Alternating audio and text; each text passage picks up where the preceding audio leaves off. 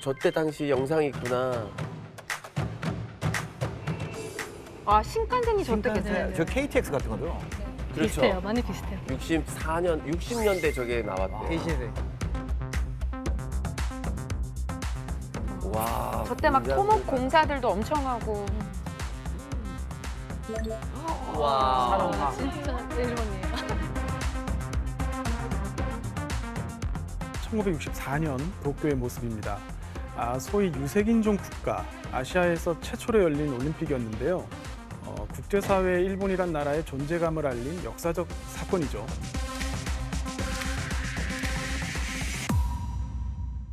당시 일본은 올림픽에서 세계 최초로 선보인 것들이 굉장히 많았는데요. 여러분 혹시 그 신칸센 타보셨나요? 네. 타봤죠. 일단은 뭐 엄청 빨라요. 도쿄나 오사카 갈 때 우리가 또 타고 공항에서도 되게 빠르게 가기로 유명해서 많이들 여행 가방 캐리어 들고 많이들 타잖아요. 네, 64년 도쿄올림픽 아흐레 전에 이 신칸센이 개통됐는데요. 당시로서는 세계에서 가장 빠른 속도를 자랑했습니다. 세계에서. 뿐만 아니라 개막식하고 일부 경기가 세계 최초로 컬러 TV로 위성 생중계되기도 했는데요. 세계 최초가 이렇게 많아요. 이걸 지켜본 외신 기자가 마치 SF 소설 같은 올림픽이다 이렇게 평을 하기도 했습니다. 진짜 너무 신기했겠다. 사실 저 1964년도에 컬러 TV라는 거는요 정말 획기적인 건데 사실 제가 70년대 초반생인데 그 당시만 해도 우리 집에 80년대까지 흑백 TV밖에 없었어요. 동네에. 그랬어요?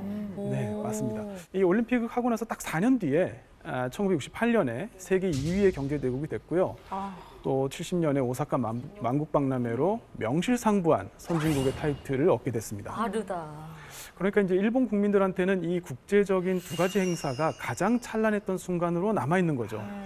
우리나라도 그 2002년이나 또 어떤 분들은 우리 IMF 전에 진짜 장난 아니었는데 그렇죠. 취업 뭐 다 되고 이런 때가 있었어 이런 얘기 하는데 무려 세계 2위 수준이면 진짜 그러니까. 그때 추억은 공감생생. 지우기 어려울 것 같아요. 진짜. 일본의 호황기가 얼마나 대단했는지 자료를 한번 보시죠. 블레이드 러너. 맞아 저 영화 블레이드 러너.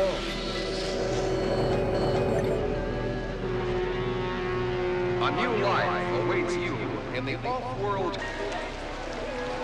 미래 미국의 미래의 미국. 근데 이게 미국이 꼭 일본 같아요. 너무. 일본 색이 너무 짙어. 해리슨 포드. 젓가락. 이게 젓가락 그거 하는 거예요? 맞아요. 자장면 남은 먹을 때. 젓가락. 라면. 그러니까 일본화된 미국을 표현한 거네요, 영화에서. 그만큼 일본에 영향이 있어서 이게 미래도시가 배경인데 간판이 온통 일본어죠. 이 당시 기준으로는 40년 뒤, 그러니까 2019년에 LA를 배경으로 하고 있거든요. 근데 아까 보신 것처럼 광고판에는 기모노를 입은 일본 여인이 나오고요. 맞아요. 식사할 완전 때는 일본. 포크가 아니라 젓가락을 또 쓰고 있죠. 그래서 당시 이제 1980년대 미국인들이 일본에게 느꼈던 어떤 두려움, 이런 정서가 고스란히 담겨져 있다고 볼 수 있습니다. 당시 미국의 뉴스 보도들을 좀 볼까요? Japan buys US with their money. 우와. 네, 그 일본이 미국의 돈으로 미국을 사들이고 있다. 또 일본의 경제 침략에 맞서는 법. 미국 언론들이 일본에 대해서 불만을 드러내고 있죠. 혹시 이거 어떤 일 때문에 그런지 아시나요? 어떤 짓이? 어떤 딱 사건이 있어요? 네, 그 얘기는 아주 많이 들어봤어요. 중요한 사건이 하나 있는데요. 미국의 상징과도 같은 뉴욕의 록펠러 센터를 일본의 부동산 회사가 구입을 하게 되죠. 맞아. 우와. 생각난다 생각나. 오늘 그때 추억의 난리 났었어요. 진짜 그때 그거를 일본 회사에서 샀어요. 그래서 뉴욕 맨하탄에 있는 건물의 어떤 시그니처 건물들이 일본 자본들이 다 싸그리 산다 이런 얘기가 있어가지고 일본인 분들이 록펠러 센터만 산 게 아니라 하와이나 LA나 뭐 미국의 주요 도시에 굉장히 많이 해외 투자를 맞아, 했다고 땅 하더라고요. 많이 저 솔직히 제 아빠도 하와이에 하나 땅이 있었어요. 진짜? 우와. 네, 팔았어요. 돈이 없어서 바브리가 터져갔는데.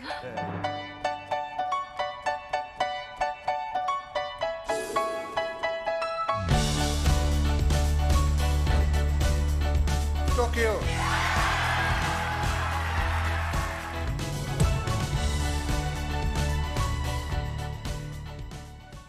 일본 기업들의 영광이 오래가지 못한 이유. 일본의 그때는 맞고 지금은 틀린 다음 코드가 들어있는데요. 바로 뭐지? 모노즈쿠리 정신입니다. 모노츠쿠리. 모노즈쿠리가 뭐죠? 모노즈쿠리 뭐냐면 제가 한국어로 딱 맞는 말을 찾기가 정말 이제 쉽지는 않은데요.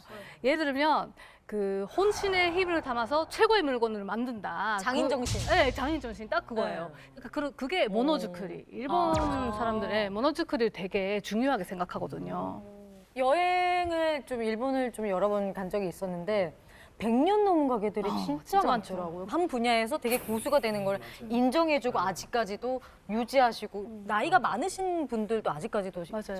현장에서 직접 일하고 하세요. 계시더라고요. 그 일본에서는 보통 우리는 이제 제조업이라는 말을 많이 쓰는데요. 그 제조업이란 말 대신에 이제 모노즈쿠리라는 말을 씁니다. 모노즈쿠리. 이 루미코 씨가 말씀하신 것처럼 단순한 제조가 아니라 물건 만들기에 혼을 불어넣는다 뭐 이런 의미고요. 그렇다 보니까 이제 100년이 넘는 기업이 한 33,000곳이 넘고요. 심지어 1000년이 넘는 기업도 한 7군데 정도 됩니다. 뭐 하는 기업이에요? 약간 벌써 천년이라고 하면 쿵푸팬더에 나오는 우동집 그런 거 아니에요? 그죠. 콘고구미라는 회사가 있는데요. 이 회사는 콘고구미, 네. 뭐 하는 회사예요? 그 신사라든지 절을 짓는 건설 회사인데요. 건설 회사가? 무려 1,400년 됐습니다. 1,400년. 그러면 우리 죄송한데 백제신라 고구려 삼국시대 때 만든 회사가 지금까지도 하고 있다고요? 2005년에 한번 파산을 해서 지금은 이 다른 자회사로 편입이 됐긴 했는데요. 아무튼 콘고 가문에서 이 기업을 유지한 게 1,400년. 맞아요.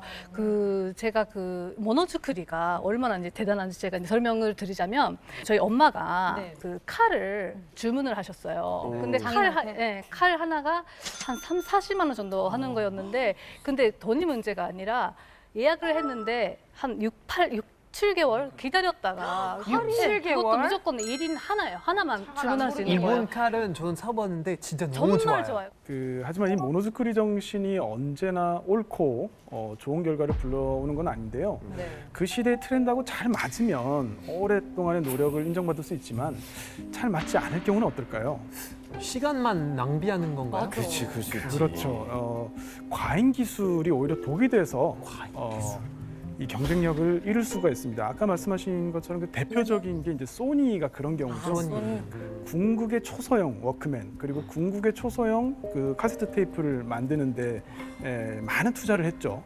하지만 결과는 어떻게 됐습니까? 아무도 안 듣죠. 아무도 안 듣죠. 안 사지. CD도 안 듣죠. 맞습니다. 그 CD가 나오고 스트리밍으로 음악을 듣는 시대가 되면서 소니가 몰두했던 기술은 결국 쓸모없는 기술이 됐습니다.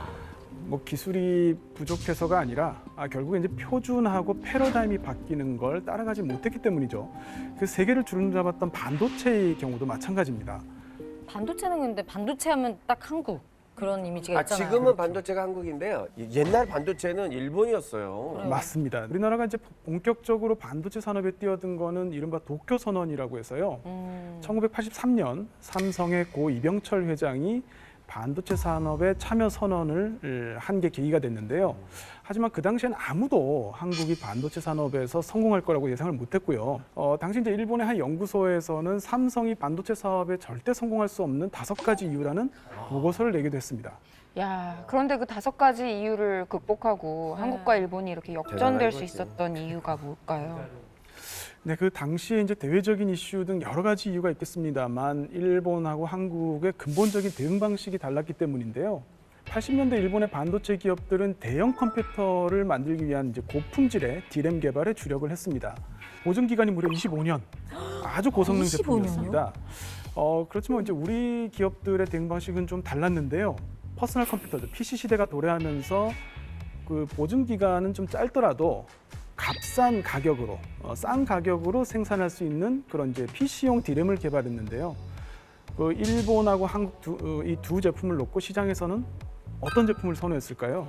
그냥 싼 거겠죠. 우리는 뭐 보증 기간이 25년까지 쓰지도 않을 뿐더러 몇 년이면 또 실증 낼 거고 그러니까. 분명히. 그래서 그 일본의 반도체 가격 경쟁력이 하락하면서 결국에는 이제 D램 생산에서 손을 떼게 됐습니다. 그 결과 이제 우리나라가 현재 세계 시장의 70% 이상을 차지하면서 상황이 예전과는 정반대로 역전됐죠. 결과적으로 이제 우리는 팔리는 기술, 즉 고객들이 원하고 시장이 원하는 기술을 만들었고요. 일본은 만드는 기술, 즉 우리가 만들면 소비자도 시장도 따라올 거다. 우리나라 자신감. 기업하고는 반대 전략을 택했죠. 일본이 예전에는 소금 문물도 빨리 받아들이고 변화를 빨리빨리 받아들였는데 왜 요즘은 그렇지 않을까요? 굉장히 좋은 지적이신데요. 아시다시피 일본은 1868년에 메이지 유신을 했죠. 그래서 아시아 최초의 근대 국가를 이뤘는데 그 과정에서 이제 21세기 일본의 아이러니에 대한 답을 찾을 수 있을 것 같습니다. 사진 속의 장소 어딘지 혹시 아시나요? 저 여기 돈가스 집 100년 넘은 그래? 돈가스 집인데 여기 신주쿠 100년 넘었어요? 있을 거예요. 긴자. 저 옆에는- 긴자 맞아. 저 옆에 집은 뭐야? 진짜 유명한 집인데 이게 왼쪽에 있는 그 기무라야라고 하는데 거기는 빵집이에요. 여기도 단팥빵 먹죠. 네. 네. 단팥빵의 원조예요. 여기서 만들어진 거예요. 맞습니다. 가게에. 그 돈가스와 단팥빵 이 두 음식에는 또 다른 공통점이 있는데요. 혹시 뭔지 아실까요? 뭐 있을까? 사실은 저 돈가스라는 게 유럽 음식이거든요. 빵도 그렇고 돈가스도 그렇고 사실 예전부터 일본 사람들이 먹던 전통 음식은 아니죠. 그렇죠. 이 두 가지 음식은 사무라이가 개발한 음식입니다. 사무라이가? 저도 몰랐어. 사무라이가 요리도 한다고? 칼 쓰는 사람 아니에요? 재밌다. 그 메이지 유신의 결정적 계기는 1853년에 미국의 페리 제독이 함선을 몰고 일본에 이제 온 사건인데요. 그 당시 이제 신식 군대의 모습을 보고 충격을 받은 사무라이들이 수치심과 열등감, 뭐 이런 복잡한 감정이 원동력이 돼서 나중에 개혁의 주체가 되는 겁니다. 하지만 아이러니하게도 이 메이지 유신 이후에 사무라이들은 이제 더 이상 칼을 차지 못하게 됐죠. 말하자면 일자리를 잃은 겁니다. 그러니까 약간 사무라이라고 하면 우리나라 양반 같은 사람들이었잖아요. 체면 때문에라도 좀 주방에 들어가서 요리를 하거나 이러지는 않았을 것 같은데 이제는 그 칼을 요리하는 데 쓰게 됐다는 거예요? 손 씻고. 어머. 진짜 사무라이가 전업을 해가지고 당시 일본은 이제 서양을 이기기 위해서는 체격부터 키워야 한다. 그래서 이제 생각해낸 것이 육식을 권장하는 거였는데요. 사실 일본은 그때까지 불교 국가라서 맞아, 1200년간 채식의 식습관을 갖고 있었습니다. 채식. 육식에 적응하지 못하는 일본인들을 위해서 만든 게 바로 돈가스죠. 몰랐어요. 단팥빵 역시 마찬가지인데요. 당시 이제 빵이라는 게 서양에서 들어온 거니까 그걸 처음 접한 일본인들한테 그 맛이 과연 어땠을까요? 낯설지. 그냥 민민했겠지. 서양 빵은. 그 일본 사람들에게 이제 친숙한 맛을 내기 위해서 이제 일본인이 좋아하는 이제 팥을 넣고 이제 이스트 대신에 누룩을 쓰고 이렇게 이제 사용한 건데요. 이 돈가스와 단팥빵 이 두 가지 음식 속에는 이제 화혼양제라고 하죠. 일본의 전통에 서양의 기술을 더하는 그런 이제 개항의 정신이 담겨 있습니다. 근데 이제 생각해 보면 이 변화의 물결 누가 만들었나요? 사무라이. 맞습니다. 사무라이 즉 엘리트 집단인데요. 우리가 흔히 생각하는 혁명이라는 것은 이제 아래에서부터 위로 네. 변화의 물결이 일어나는 경우가 많죠. 프랑스나 러시아가 대표적인데요. 일본은 그 반대였습니다. 오히려 이제 메이지 유신으로 왕권이 복원됐죠. 그만큼 이제 일본은 엘리트 중심, 위에서부터 아래로 메시지가 흐르는 사회인데요. 그러다 보니까 이제 기업들도 국가의 보호 아래 이제 국가 주도의 성장을 이뤘죠. 이런 방식들이 과거에는 좀 더 효율적이었던 것 같아요. 그렇지. 우리나라도 마찬가지였지만 개발도상국 상태에서 처음 일어설 때는 카리스마 있게 국가 주도로 기업들이 운영될 수밖에 없는 상황도 있거든요. 맞습니다. 과거에는 변화의 방향을 빨리 읽기도 했고 또 이제 새로운 사회를 만들겠다는 에너지도 있었죠. 하지만 그 글로벌 경쟁이 치열해지면서 일본의 리더들이 제대로 된 이정표를 제시하기보다 오히려 잘못된 판단으로 위기를 악화시키는 경향을 보입니다.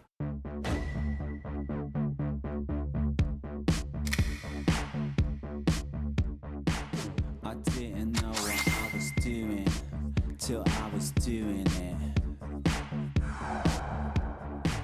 I didn't know where I was going till I abused it.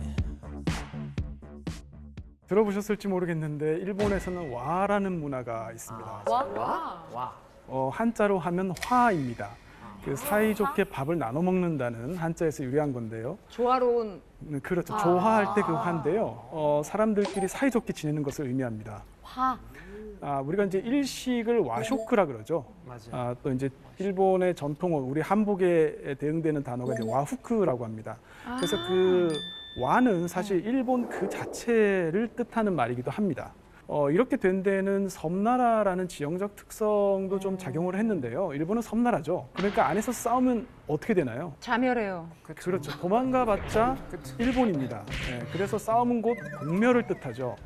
결국 이제 남에게 폐해 끼치지 않고 알아서 상대방을 미리 배려하는, 신경 쓰는 그런 문화가 상대적으로 발달을 했다. 이렇게 볼 수 있는데요.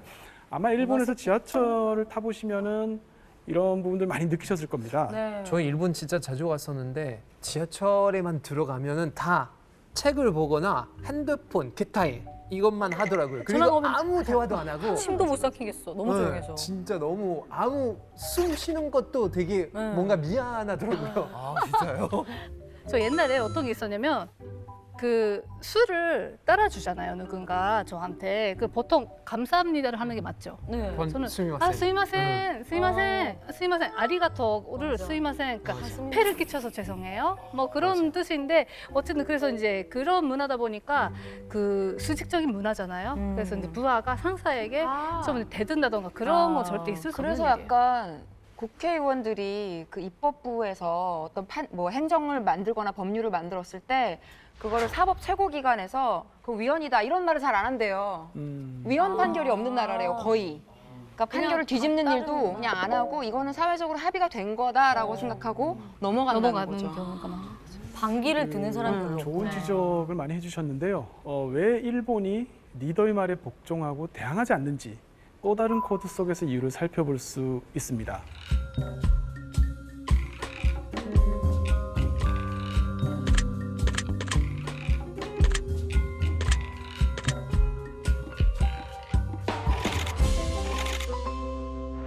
노를 못하는 일본인이라는 책이 다 베스트셀러가 흰색일 때 있어요. 까만색이면 안 되는. 노를 못해요. 말하자면 이 와 문화는 집단의 질서 그리고 일체감을 중시하는 문화인데요. 그러다 보니까 남들하고 좀 달라 보이는 거, 튀는 거를 꺼리는 경향도 적지 않습니다. 사진 하나를 보여드릴게요. 와. 뭐 교복이에요? 약간 그런 느낌이 있네. 네. 진짜 교복처럼 다 똑같은 옷을 입고. 이거는 이제 리크루트 슈트라고 해서요. 일본에서 이제 공채 시즌이 되면 모두 이렇게 똑같은 옷을 입고 면접을 봅니다. 제가 이것 때문에 사실 좀 곤란한 경험을 옛날에 한 적이 있는데, 일본에서 처음 교수로 임용됐을 때 이제 입사식을 하는 거죠. 그런데 마침 이제 검은 양복을 세탁소에 맡겨놔서 없더라고요. 그래서 불안하기는 했는데 그래도 괜찮지 않을까 네. 하는 생각을 가지고 은색 정장이죠. 우리는 갈치.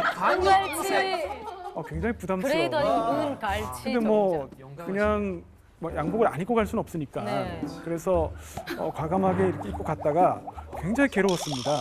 너무 눈총을 많이 받아가지고. 검은 쟁반 위에 갈치 한 마리 놓여져 있는 그렇죠. 것처럼. 네, 그래서 그 여기서 궁금한 게 그 사실 일본에서 덕후 문화가 되게 발달되어 있잖아요. 덕후 문화. 코스프레이도 하고 뭐 이렇게 피규어. 찌는 옷차림으로 이렇게 다니는 사람들은 저는 뭐 시부야나 뭐 아키하바라 이런 쪽에 좀 많이 봤었거든요.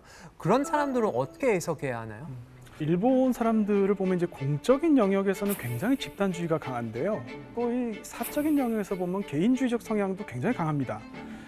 이 다름을 허용하지 않는 획일화된 사회 분위기 속에서 오히려 나 자신, 나만의 기호나 뭐 취미 이런 내면에 집중하는 반대 성향도 함께 보인다고 볼 수 있죠. 누가 이렇게 표현을 했더라고요. 오로지 허용되는 건 사회 안정을 위협하지 않는 고립된 일탈이라고.